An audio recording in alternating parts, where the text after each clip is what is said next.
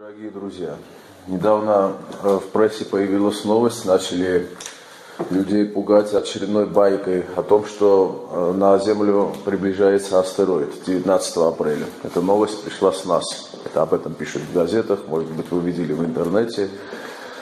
Да, астероид существует, есть такие сведения, его размер составляет 4 километра. В том случае, если он упадет на Землю, это вызовет экономический кризис, потому что пыль распространится на протяжении сотен километров, умрет все живое в этом радиусе. Естественно, это очень плохо скажется на Земле.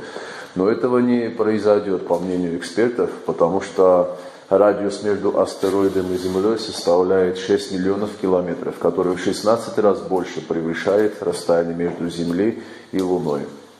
Будем надеяться, что этого не произойдет. Сейчас и так весь мир в панике из-за коронавируса, из-за того, что у всех и так большая депрессия, экономический спад, и сейчас людям в принципе не до этого.